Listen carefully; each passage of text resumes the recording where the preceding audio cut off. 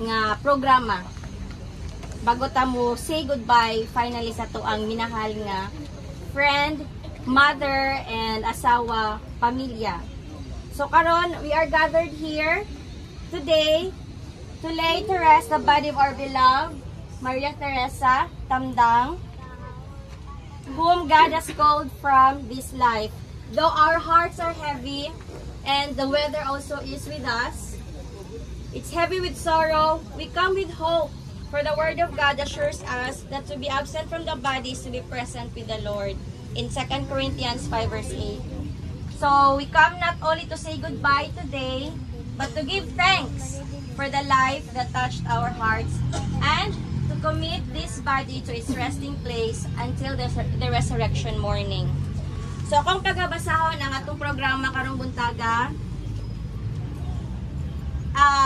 After sa kuang bahin, magapaminaw kita og opening song or opening music nga ihatag ni Kim Tamdang. Then after anang opening prayer by Brother Jesse Lausa. Unya maminaw ta og pinasahi nga awit nga igahatag sa mga kaigsunan nato sa Upper Room Fellowship Center of Seventh Adventist Church dito sa Bangkal.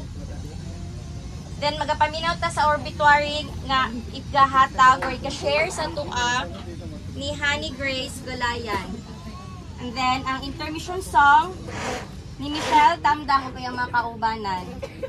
And maminaw ta gamayng mensahe gikan sa Ginoo para ma-encourage siyang tanan maghatag og paglaom sa tuang tanan karon nga ihatag ni Pastor Jimmy Sabandal.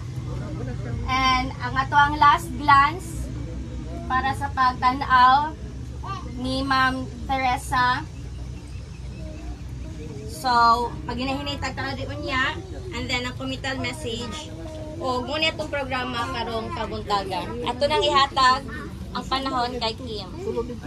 Sulod Kim. Nerd, upirit ka to nerd. Oh, ready na to? Ang singalan sa Bluetooth. Sige.